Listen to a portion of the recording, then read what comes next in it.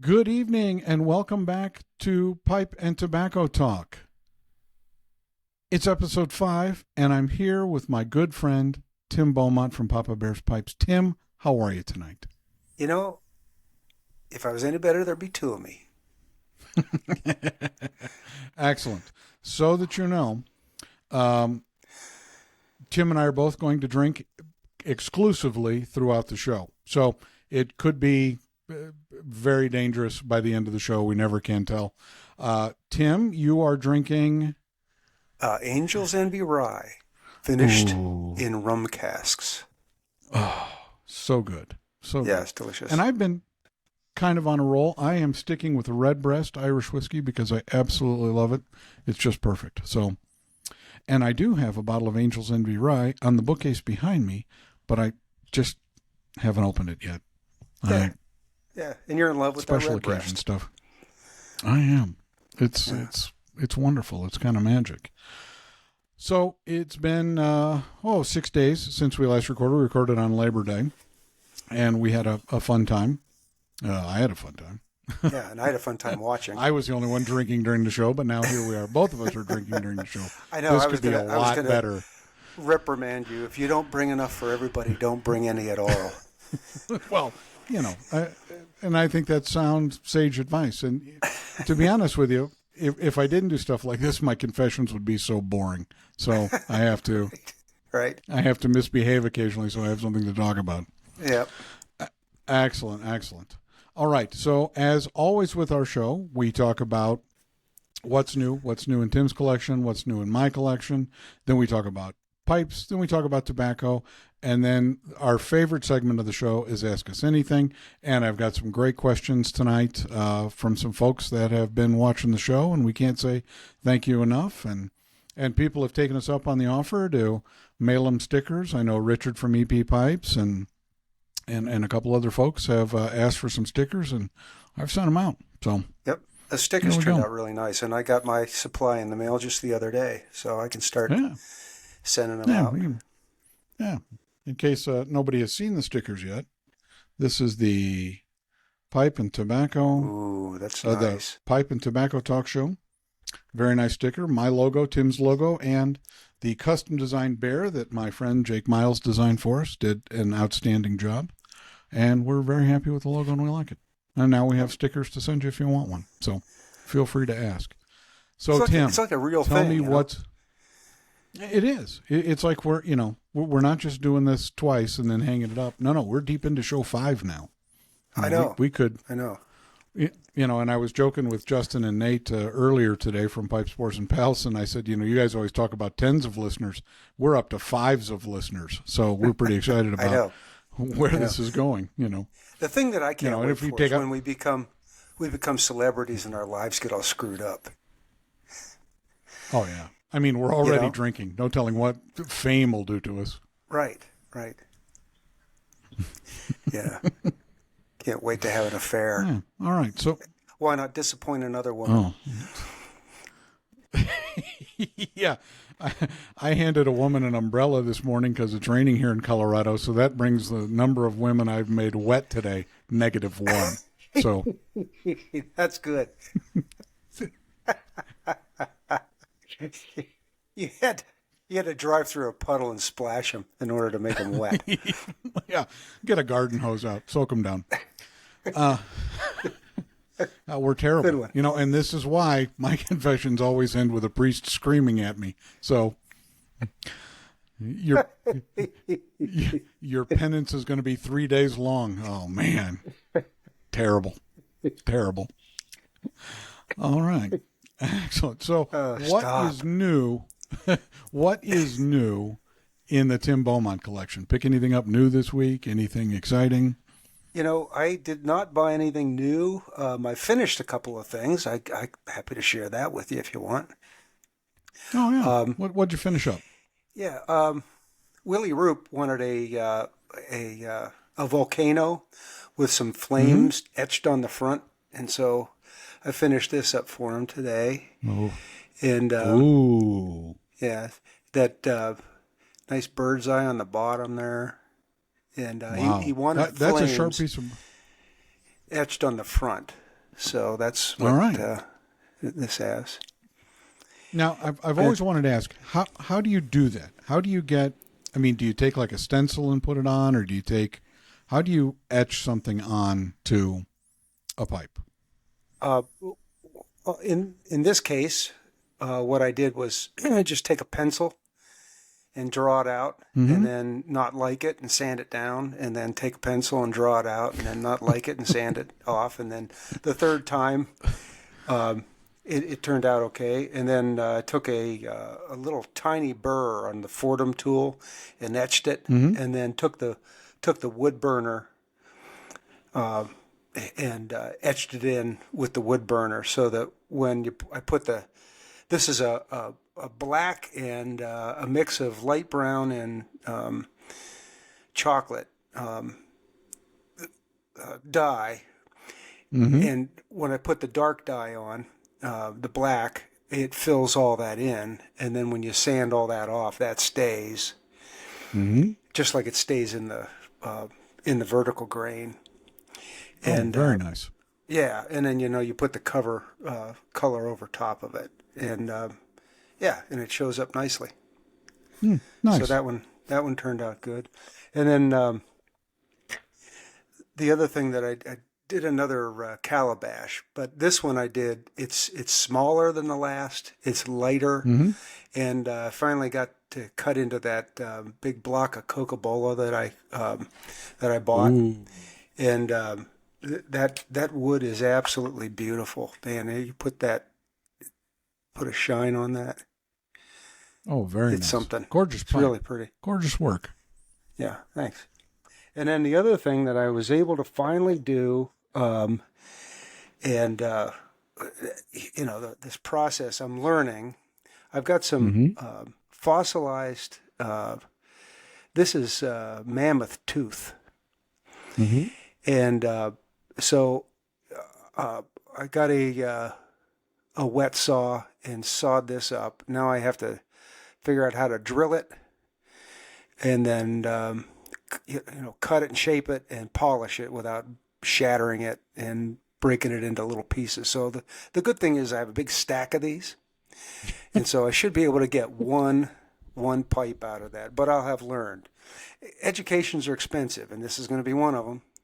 All right. So it's interesting stuff, but it does wants to break along these seams here. So you got to be really careful with it. So we'll Now, we'll see. did you pressurize that with cactus juice or no? I did not. Josh Anderson, Mm-hmm. he stepped away from pipe making, and he had some material that I bought off of him.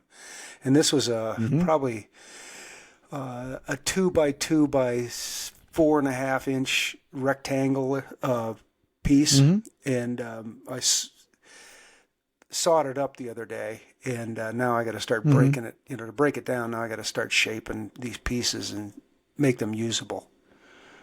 Okay. So, yeah. All right. So that's what's new. Okay. Yeah. All right. In my collection, stunningly, I brought absolutely nothing in this week. I do have Eric at EMC Custom Cobs is making me a commissioned freehand from Missouri with a blue stem on it, so I'm excited to see what he comes up with. But Nice. I didn't bring any new tobacco in. I didn't bring any new pipes in, and it's kind of rare. My wife was like, "Are you feeling okay? We didn't get a package all this week." I said, "No, I'm fine. We'll make up for it next week." Yeah.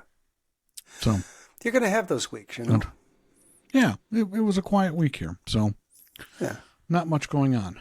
All right. Well, now that we've covered what's new, let's chat about what's going on in the pipe world.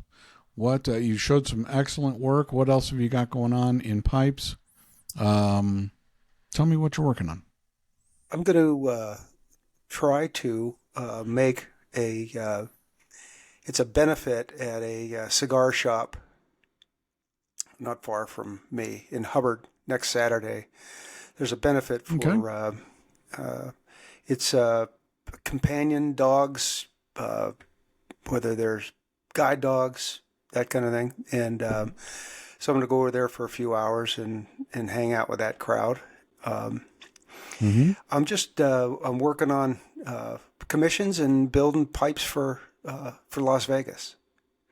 That's coming All up right. in about a month, and Yeah. I'm working on backfilling for that. All right. Yeah. All right. Excellent. Okay. I really don't have anything new in pipes, so I guess we move on to tobacco at this point.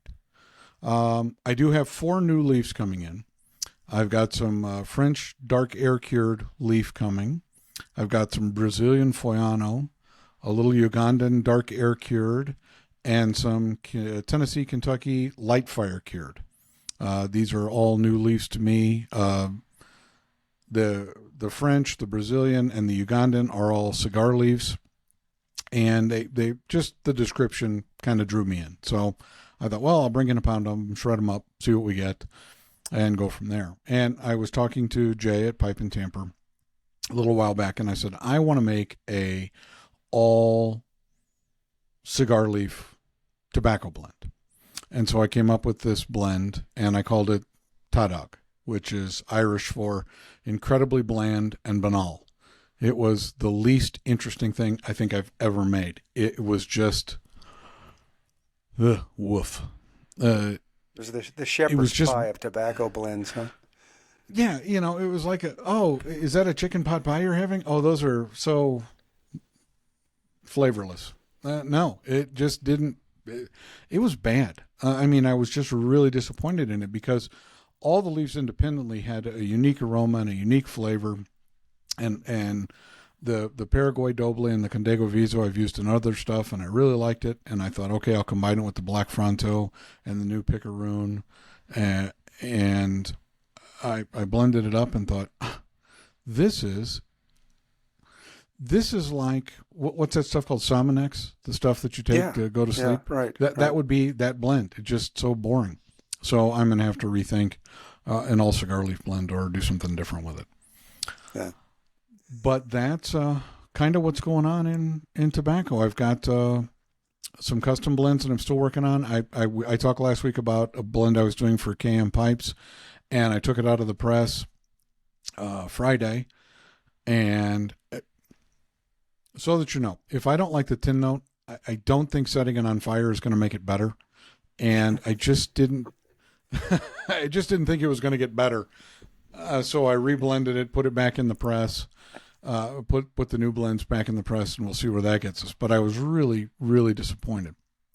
I'm working on a special blend for Harrison. He asked for a pressed all Virginia blend, and I got some orange leaf in, and that went into the press last week. And as you know, here in Colorado, at 6,000 feet where we're at, and the lack of humidity, pressing takes a little bit longer. And I checked the pressing yesterday, and it just wasn't as tight as I wanted, so I'm going to give it a couple more days before I send it off to Harrison. So other than that, that kind of wraps it up for tobacco. I had a really interesting conversation today with a gentleman about a commission piece.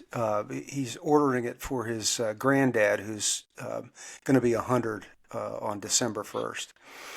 And this guy's from Louisiana, Mr. Dan Robert, and they operate a sizable meat processing facility down there, and it's called Coastal Plains Meat. We'll put the link in the description below. Right. But this guy, interesting conversation. They're a group of people, family, 5th generation that they live on and come from the land. They've always worked the land.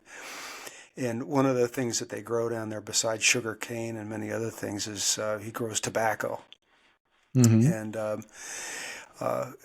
has cultivated and grown a number of Virginia strains. And he does, cures it and presses it. And he's promised to send some up when some of it's ready to try out. One of the other interesting things that we talked about was his relationship to gentleman in where's it at? Which parish in Louisiana where St. they grow James Perique? Parish? St. James Parish. Mm-hmm. Yep. And 12, 15 acres really is about all they grow of Perique, but it's the only place in the world where Perique grows. And has something to do, obviously, with the soil down there. But very, very interesting stuff. And I've got a link to a interesting article about that we'll post on this as well. Really some good reading there. Okay, so that's excellent. My contribution. Yeah. Now, does David actually do anything with tobacco? Does he? Yeah, his name's Dan. Dan. He blends and presses the tobaccos that he grows, harvests, and cures. Okay. Yeah. Nice. And what's he growing? Do you know? Did you get a strain from him? Anything like that? Yeah. Bear with me, I can tell you. No worries. Take your time. We've got a whole hour to fill. We got an hour to fill. That's right.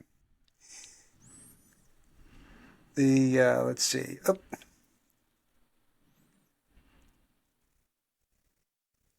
It is Dixie 27, Brightleaf, Virginia. Okay. Is one of them. All right. Yeah. I don't know if you can catch a glimpse of that. Some of the. I don't know. Okay. Probably pretty hard to see. That's okay. Two old guys, we can barely see anyway. Now you're holding something in front of the monitor. Yeah. There you go. Yeah. And then on top of that, he process 300 head of cattle a day.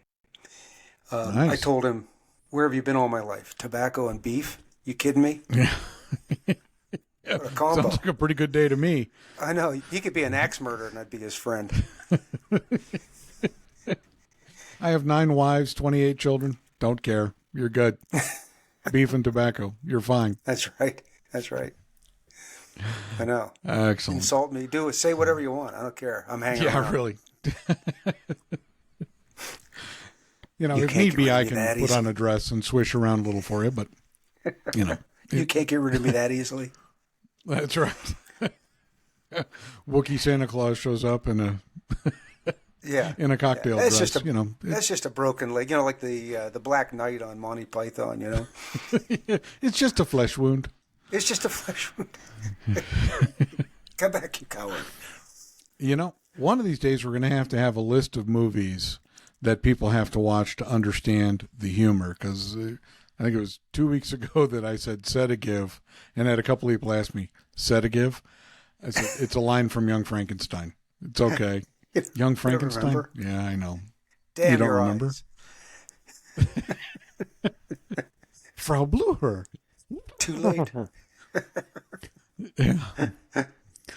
There are just some fantastic movies that anybody that's 30 and younger has completely missed. Young Frankenstein, Blazing Saddles, I know. Fletch, Airplane. These were classic movies, and just periodically I say things and people go, "Where did you come up with that?" "Oh, I didn't. That was from Fletch, or that was from Does Airplane." Your dog bite? Because it looks like I stopped. That's not my dog.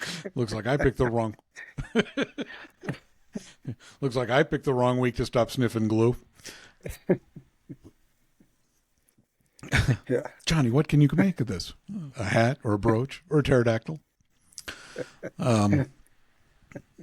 Oklahoma. All right. Enough. No, come on. We're just having fun. And then one of these days, we're going to have to do a top 10 blends list. Your top 10 blends, my top 10 blends. I keep getting subtly prodded. So, and we've got some tobacco questions today, some hard-hitting questions too. So it's now time for the most exciting segment of our show, Ask Us Anything. And I can't thank you all enough. I greatly appreciate the questions that you guys have asked, and really appreciate it. It means the world. So let's get started. So from Kane Edison, Tim, what is the most underused and or underappreciated pipe shape? I think I'd have to say the billiard. It's like they're like Kleenex. They're everywhere, but they're like the background music of pipes. But you'll never find a better workhorse of a pipe, and everybody's got at least one billiard. Oh, yeah. That'd be my answer, I think. Okay, so you're thinking just a straight billiard is the most underused and underappreciated pipes. I wouldn't say the most underused, but probably the most unappreciated. All right. I'll acquiesce to that. I think that if you're a new pipe smoker, that you're just coming to pipes, that a billiard is absolutely the best place to start. They're just a little easier to smoke out of. You don't, with the bent pipes, if you're not careful, you get a little gurgle in them. It tends to collect a little bit more dottle at the bottom of the bowl, and you just don't get that with billiards. And the airflow is consistent. You don't have nearly as many relights, and it's a lot easier to learn how to smoke using a billiard. So, my 2 cents. All right, and he has a question for me. What is the most underused and or underappreciated pipe tobacco? I would probably say Orientals. And if I had to pick 2, I would probably say Basma and Krumovgrad. They have absolutely magical flavors, but you don't see them in a lot of blends. And I think they're really something spectacular. Mike, when I made Satanic Panic for him, it's got Krumovgrad and Basma in it, and it has a very low percentage of both, but they really shine through with a Latakia and make it a very special blend. And I think Orientals. I think people see Orientals and they think spicy, or they have this just a different thought about it. And most of them, the Orientals that I use, have a sweet, almost floral undertone to them, and they don't really have a lot of pepper to it. It's not what I would consider to be a spicy blend. I think they're more of an incense-like. So that's where I'm at. What do you think, Tim? Yeah, what do you I think would is the agree most with underused? it on the Oriental. Okay. I would agree on that part. Yeah. The other 2 I didn't even thought about, but for sure Oriental. Yeah. Yep. In fact, I really didn't have much of an appreciation for Oriental until I had it in the blend that you made for me one time. The Beaumont Supreme. Beaumont. It's got some Oriental in it. Oh. Yeah. Yep. And it does. It gives it just a wonderful, nuanced flavor. Really like Orientals. So there we go. Okay. Now I've got a fantastic question from our friend Travis. And so as kind of an insight into this, my friend Travis, who I've been friends with since about the time I got into pipe tobacco blending, I actually have him on the phone. He's listening in via Instagram because he wanted to see all the magic that happens behind the scenes. And I'm sure at this point he's probably beyond disappointed because there's just not a ton of magic going on. Like, but he has a question for what in the world was that noise? Barking spiders. Thank goodness I have to speak closely to the mic. You guys don't get to hear the background stuff. Hi, Tim mentioned his ability to make a comfort fit stem. What is his definition of this, and what materials are they made with, and can they be done for any pipe? So multiple parts to this question. So in your opinion, what is a comfort fit stem? I think the bite zone that is no more than maybe 410, 4.1 millimeters to 395, maybe 395 at the thinnest, because then you get to risking the chewing through the stem. But a 4 millimeter bite zone, and not an extremely wide blade, but not one that's real narrow either. Something that's probably in the probably half-inch width. Okay. And then the material. There's a lot of materials out there now. You've got these amalgam materials that they're pretty. They're good for straight stems, but not real good for bent stems. But they feel good on your mouth, because they have a little bit of a softer texture to them. Mm-hmm. Then acrylic and ebonites, bakelite. There's a lot of different materials that can be used. I'm generally going to come down on the on a ratio. It's probably 3-to-1 ebonite, the Cumberland type materials, and to acrylic. Okay. All right. Excellent. I talked about this in, I think, episode 2. I put rubber bits on all my pipes, so I like a little thinner. So the Comfort Fit stem, the thickness of the stem would be 3.95 to 4.1, and then the width about a half inch. And that would be, I think I've got a couple of your pipes that match that description. They just fit so comfortable in your mouth, and you absolutely love the way they feel. And because I have 2 sharp teeth, I have to put a rubber bit on them. So those are perfect for me. Excellent. Yeah. Now, one of the things that I noticed too is that a couple of the Savinellis I have, they're definitely, but I haven't measured them. They're definitely thicker than a 4mm. But because of the shape, they're crowned, and they're acrylic, but they're really comfortable. So I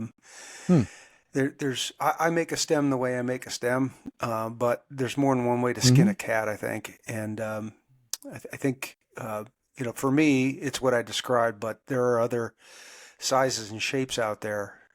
If you get too big, it's going to be uncomfortable. It's going to hurt your jaw. But that Savinelli's, the couple that I have, they're definitely bigger than a 4 and at the bite zone, but yet they're comfortable. And it has something to do with the way that they're crowned. You, as an artisan pipe maker, and me as an artisan pipe smoker, I do have production pipes in my collection. In your opinion, who makes the best production pipes? The mass-produced pipes. I think it's Savinelli.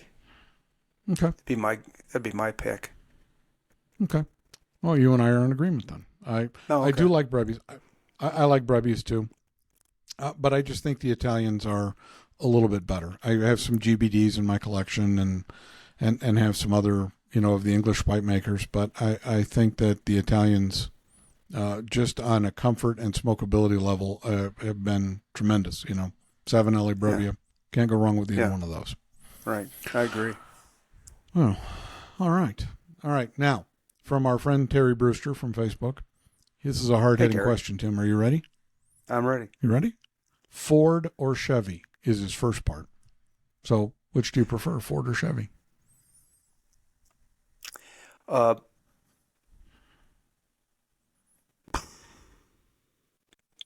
going to have to go with Chevy. What the hell is wrong with you? You know what? We got Seriously, a Ford truck. How much have you had to drink? We have a Ford truck. I got no business saying that because I've never owned a Chevy truck. But we've owned some Fords, and I'm taking the Ford in tomorrow to have the rocker panels replaced on it because they're rotted out. And I don't know. It's like always something. Okay. All right. Well, so Tim is going to go with Chevy, and I'm going to go with Ford. So early in our marriage, Diane, we were Chevy folks. I had a Chevy. She had a Chevy. We didn't have any Chevy pickup trucks. We did have a Chevy Blazer, which we both loved. The only problem we had with Chevy was recalls. Between the 5 cars that we had that were Chevys, I think we had 56 recalls in a 10-year period. Oh, man. Jeez. And it just completely soured me on Chevys forever. And to be honest, if I were going to pick a truck today, I would pick a Nissan. I just think Nissan are extremely well built. They're made in Smyrna, Georgia. So, and it's just fun to say Smyrna. But I would say Ford over Chevy, and I would say Nissan over all of them for pickups. Yeah. So there you go, Terry. Yeah. Now, his follow-up question: if you only had one tobacco to smoke for the rest of your life, what would it be? Well, you know the answer to that question. It's got to be Latakia. Okay. That's just how it is. All right. Fair enough. So, Terry, I will tell you from my standpoint, it would have to be, you could give me any one of my top 10 blends and I would be fine because I like them all about equally. If you forced me at gunpoint to pick one from, you know, what's available on Smoking Pipes or Pipes and Cigars or one of the other spots, and was still available consistently, I would probably tell you Acadian Perique or Savinelli Essenza Cipriata. Those are just my two. Those are 1A and 1B in my top 10, and either one of those. But the other 8 in my top 10, I would be fine smoking those for the rest of my life. But here's the great thing about pipe tobacco. I don't have to. I don't think I've smoked a whole lot of tobaccos more than one day because I see, you know, and I've had pictures. I've got 2 racks that hold 180 jars of all the different blends that I have, and I just wake up in the morning and pick what I want. So narrowing it down to one blend, you know, like I just haven't gone full cadre yet. So it's coming soon, but not yet. All right. So you're going to go with Latakia, and I'm going to go with whatever. Perfect. All right. Todd Sanzini asked, can you talk about the difference between casing and toppings? Yes, I can. A topping is applied after the blend is made, and this is from Jeremy Reeves at Cornell and Deal, and it typically adds a flavor to the tobacco, whether it be rum, whether it be a distilled spirit, or whether it be, you know, a plum or an apricot or a cherry or, you know, vanilla, whatever flavor. A topping is typically put on after the blend is made. A casing is something you do before you add it to a blend, and there are a couple of reasons for it. There are some tobaccos that hold flavoring very, very well, specifically Burley's and Maryland tobacco. They hold flavor exceptionally well. They also hold humectants well, which is what keeps pipe tobacco moist when they put it together. And again, a casing is something you do in some cases. So dark air cured is fairly pH neutral, whereas flue cured is typically a bit acidic. So if you ever get tongue bite on the front of your tongue, that means the pipe tobacco is a tad acidic. And there are things that will neutralize that you can put on, specifically flue cureds, that will, casings that you can put on that can take some of the acidity away. I find it's better when blending to take, if I've got some acidic tobacco that I'm using, to take something that's a little bit more pH neutral or a little more alkaline. And that's why you see Perique in a lot of my blends, because Perique helps neutralize the pH level of the pipe tobacco. And I try not to do anything to the leaf when I get it. I just shred it and start using it. I don't put any casings on it when it's fresh. I will put toppings on things. But typically topping is just to add a different level of flavor. I love rum. Right now, and we talked about this, I think, in episode 1, I've got a honeyed rum. I've got a honeyed tequila that are both excellent. They just really add something unique to the flavor of pipe tobacco. But that's the difference between a casing and a topping.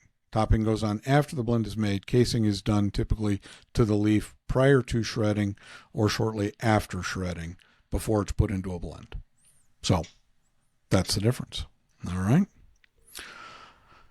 And the last question of the night is from Caleb at Burke Ridge Pipes. He said, have you ever thought about preparing tobacco in like a curly block?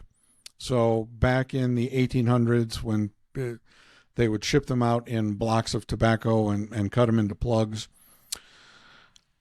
Caleb, in answer to your question, yeah, I have thought about it. I have to make a press for it. It makes it a little more challenging because it's not something that's easy and small and a pleasure to work with, like the pasta presses that I use to make the cakes that I do.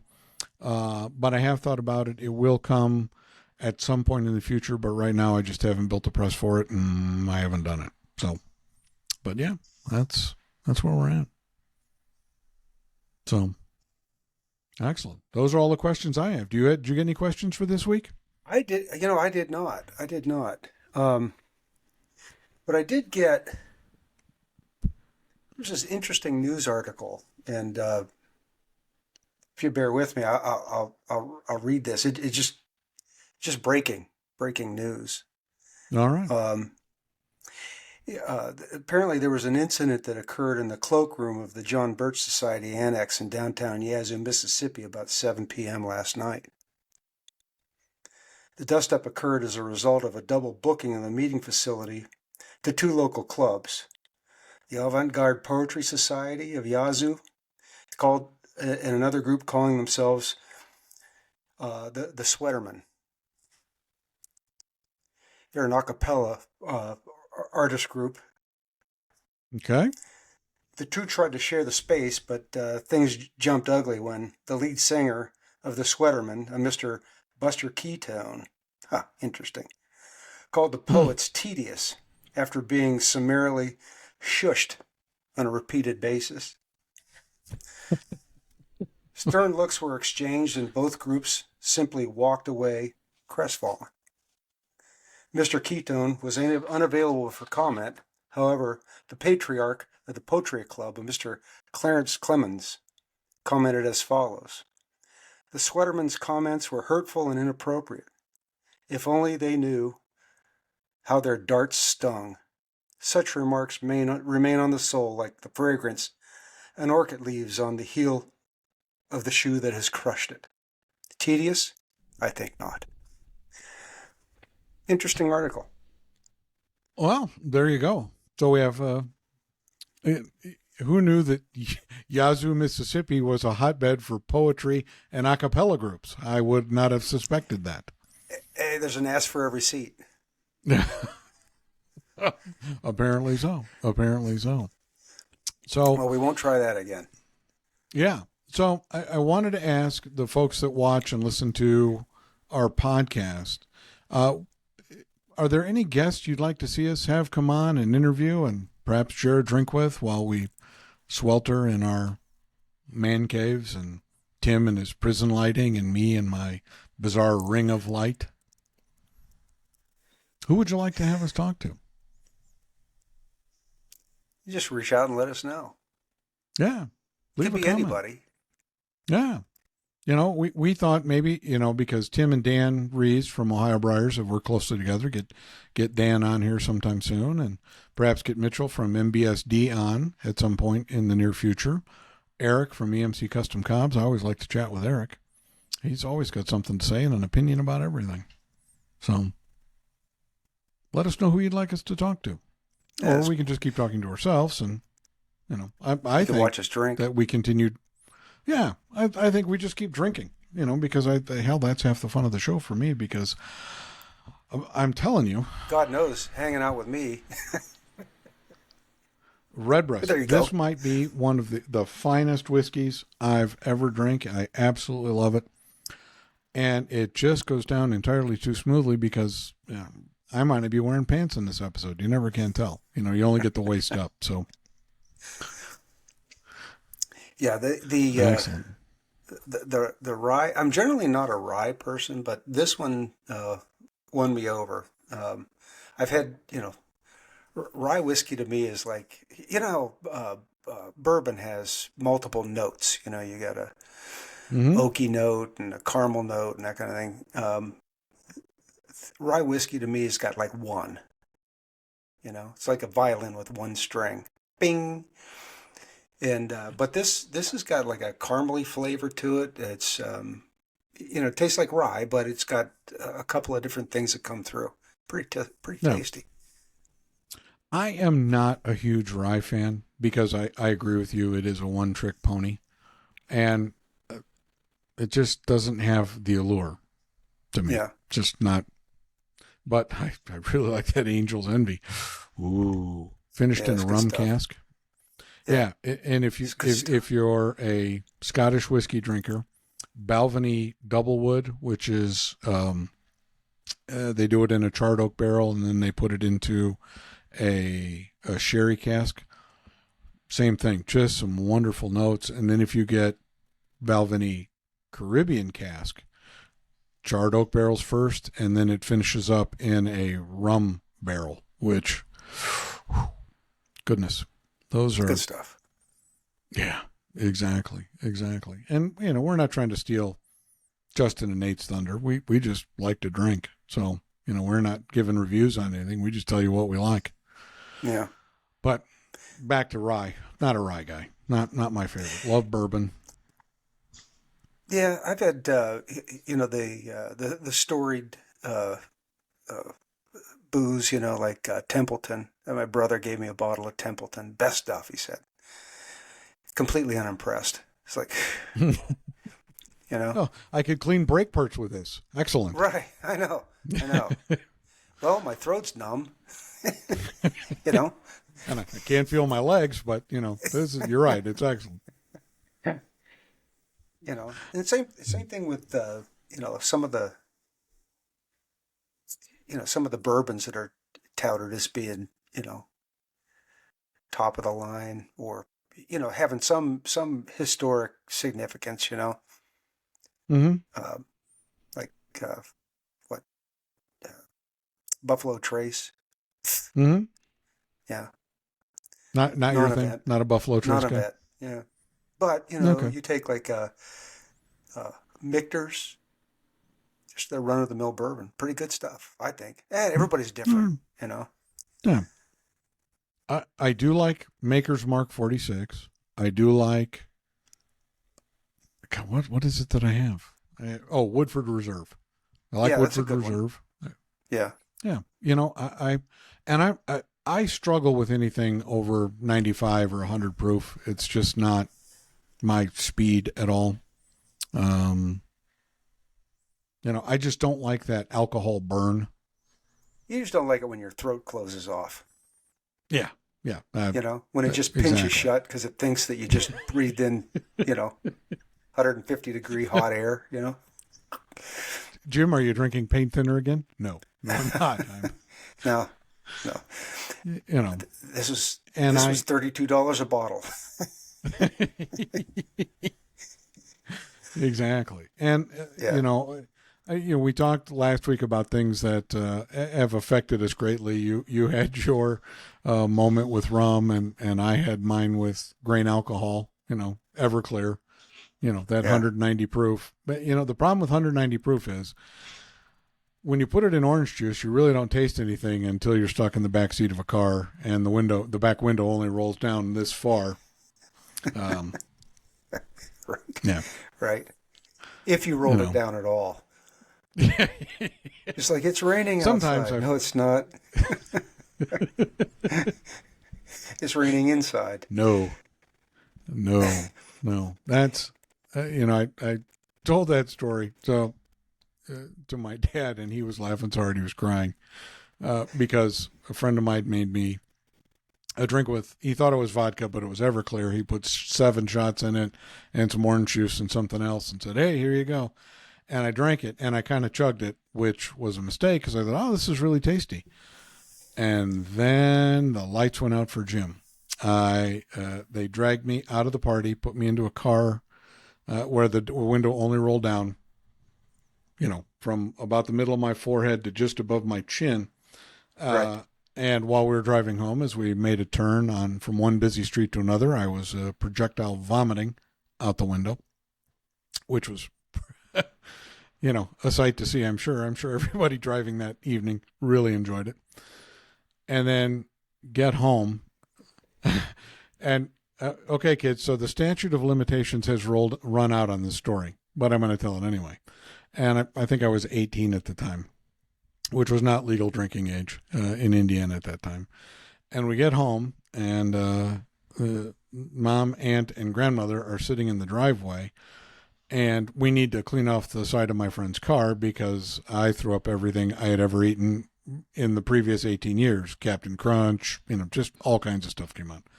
And I thought the best way to clean the car off. There's the free toy. Yeah, I never remember eating Cracker Jack, but there it is, right there. There's the whistle.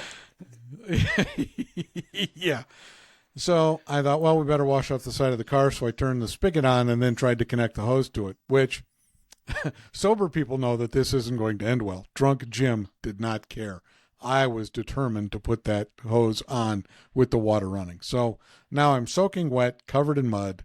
I get the thing finally connected, spray the side of my buddy's car off, and walking up to the car, I think I have to convince them that I'm not drunk. What's the best thing to do? Well, my grandfather always said, confront your problems head on. Done. So I opened the door, and in the front seat of the car was my grandmother. And I said, hey, I'm home. How the hell are you? And then I threw up in her lap.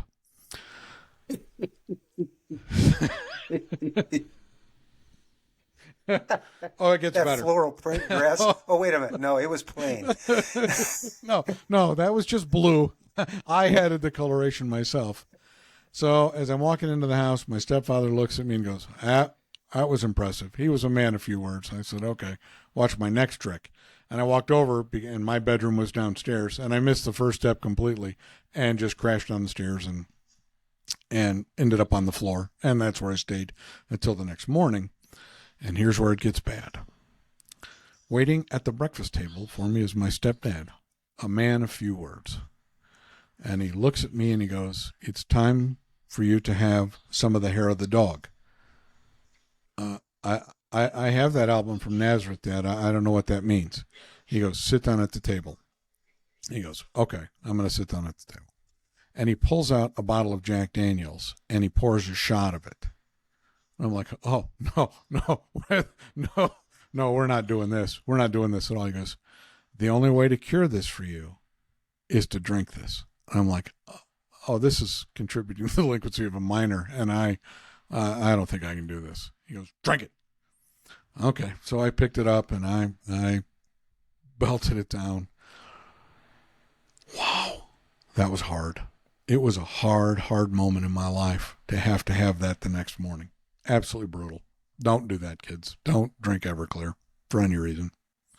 Tough stuff. And that's kind of the end of the story. Well, it's not the end of the story because then I spent the rest of the day trying to throw up socks, other articles of clothing that I was wearing because I had nothing left to throw up. Hey, remember what was the name of the tequila that had the little red plastic sombrero hat on it? It wasn't Jose Cuervo. Yeah, was it that? It wasn't Jose Cuervo. No. I can picture it in my mind, but I can't tell you the name of it. Well, anyway, we had one of those. And there was four of us in the car, one guy driving. Mm-hmm. And the guy in the front seat drank down below the neck and then took a can of Coke and poured that in there. And we're drinking that, and we killed that bottle. And he slumped down in the passenger seat. And he decides after the last drink to throw the bottle out the window, except the window wasn't open. So it shatters the window, but it bounces back into the car onto the driver's side. And the guy that's driving, he's pissed off, yelling at this guy, and he's trying to pull over and put it and apply the brake, but he can't because the bottle's underneath the brake pedal. It was just a beautiful night. Kind of magical, isn't it? Oh, yeah. Yeah. And it's amazing. Back then, there wasn't really drunk driving. It was just how you got your car home from the bar. Yeah, right. Yeah. Yeah. And it, like when we finally got the car stopped, I sat up in the back seat, and all I could see around me in 360 degrees the direction was corn. I have no idea where the hell we were. Yeah. That's the nice thing about being a passenger, though. Yeah, that's right. What's next, Daniel Boone? Where are we headed now? Because I think we went off the road. You think? No. This is the road. This is the highway. We have taken the exit to oblivion. That's right. Where we're off to it. It's the highway to hell. Yeah. Goodness. You guys know how to party. Yeah, that's right. There are many stories like that from my youth where it's not that I was a drunk, because I certainly wasn't, but I certainly enjoyed alcohol and I could get a buzz on. And there are people that become angry drunks, and there are people that become tired drunks. I'm already fairly unfiltered with how I go about life. A couple of drinks in me, there's no telling what I'm going to say, but I guarantee that it will be hilarious and someone will be offended because that's how we roll. My wife hates it when I drink because I won't shut up. And I just start doing my own little comedy stuff, and she's like, I really don't want you to ever drink again. I mean, just ask me. Well, yeah. Duh. Look at everybody pointing and laughing. Come on. That's how this works. So, anyway. So if you guys would like to see us have guests on, tell us who'd you like us to have on, who'd you like us to interview. If you want us to interview Justin and Nate from Pipe Spores and Pals, we can bring them on. If you'd like to have us interview someone, we can find someone. We will happily talk to anyone. And again, ask us anything. If you guys have any questions that you would like artisan pipe maker Tim to answer, or me, casual pipe tobacco blender, let us know. We will happily do so. I typically post it on Friday or Saturday, so any questions you have, we will read them, no matter how ridiculous. I mean, we did the woodchuck question. Well, and I think we've done some silly stuff. Terry's question: Ford or Chevy? I should have said Toyota. Really? First you say Chevy and then you say Toyota. What kind of a godless heathen are you? What are you doing to me, Tim? I would have said Dodge, but I can't afford a Dodge truck. God, they're expensive.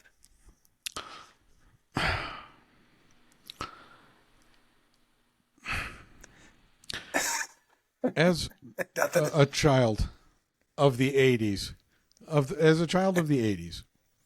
and my friend had it was a Dodge Reliant K. And the unique, oh yeah, that was an awesome vehicle.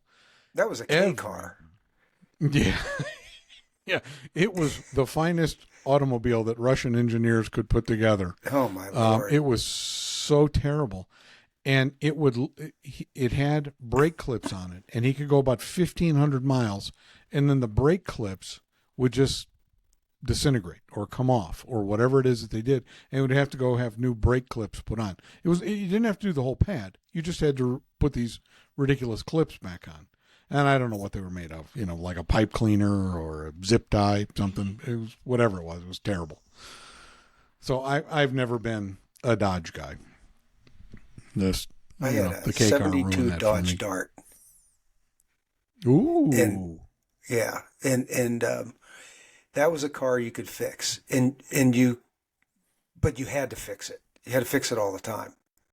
It had a straight six Mopar, Mm-hmm. And I knew that engine inside and out because I replaced every part maybe 2 or 3 times. I think the only thing I didn't put in it was pistons and rods. I think everything else I replaced a couple of times.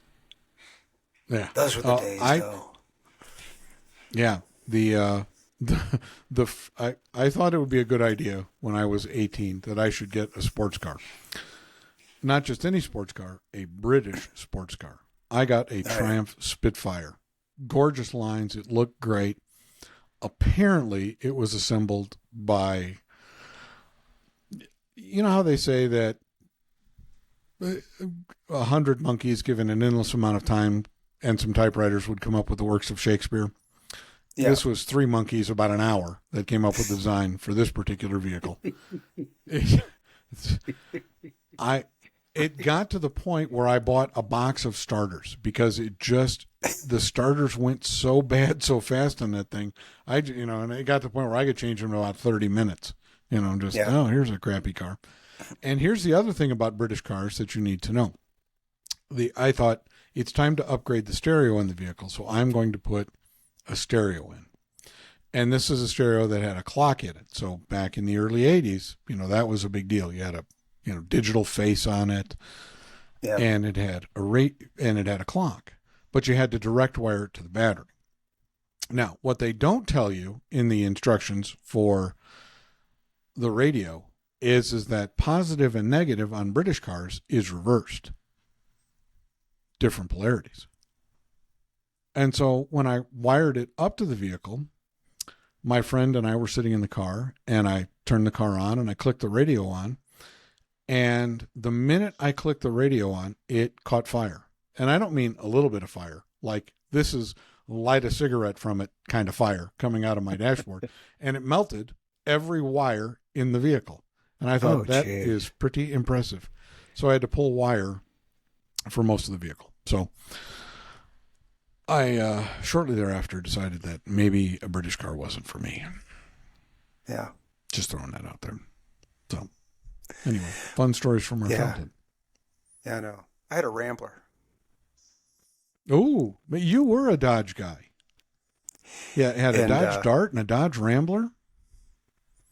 Well, I think that was AMC that made Rambler. Oh, was it? But the windshield leaked on it so bad that I had to drill a hole in the floor to drain the water that would run down. Oh, well, at least you didn't have a pacer, the AMC. Yeah, no, I didn't have that. At least you didn't. And when the brakes would get, if they got wet or anything like that, they either wouldn't stop or they would grab too hard, and you would do a donut in an intersection.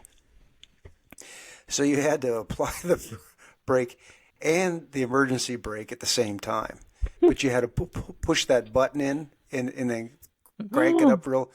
But if you didn't push it in enough and hold it in, you couldn't let it down. It would just lock in place. So that was tricky. That was tricky. I took that. And how many donuts did you do? Oh, plenty. And to fix the floor in it, the old metal desks. They always had a tray, like a return tray. I guess maybe you put your typewriter on or something. And I needed a piece of metal to fix that hole in the floor. So I pulled that tray out and pop riveted it to the floor. Well, I didn't really measure the clearance that I needed to push the clutch in. So the clutch made it just skimmed the top of that tray. I had to push the clutch in with my toe from then on.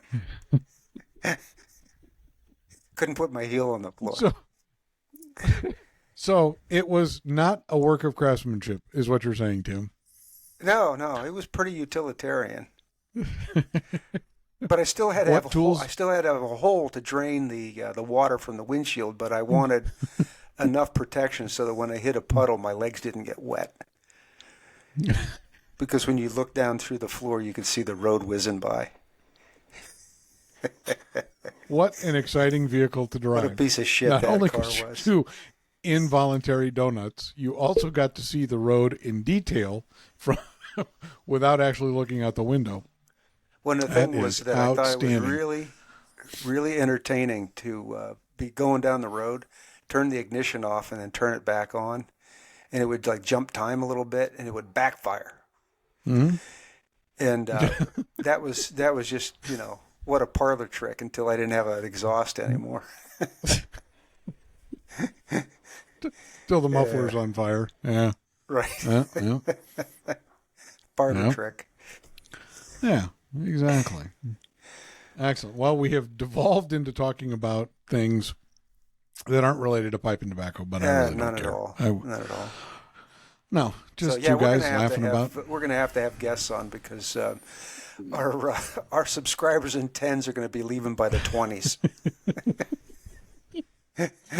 We're going to have our wives download this on multiple devices just to get the numbers up. The good thing about having a small subscriber universe is when we call to apologize to every one of them individually, it won't be that long a job. Take us about 12 minutes. We're really sorry for this episode. It was terrible.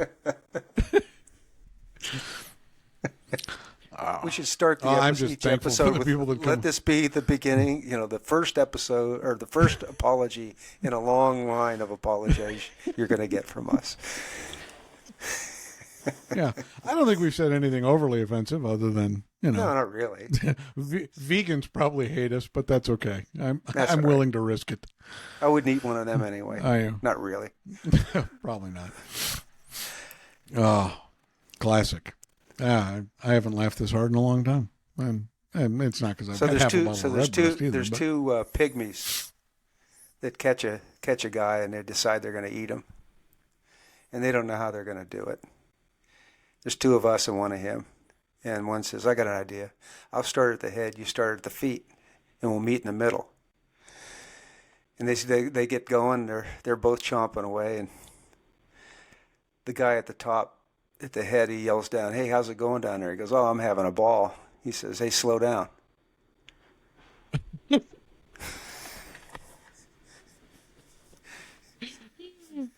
Yeah. All right. There's enough. a similar joke along those lines. No, it's never enough. Come on, we'll do one more joke. All right. Two cannibals are sitting around the fireplace after just having eaten a clown, and he looks over at his partner and goes, "That tastes funny to you?" Now that was offensive. Yeah. For all of you that are dress up as clowns, we certainly aren't encouraging you to be eaten by cannibals. Right.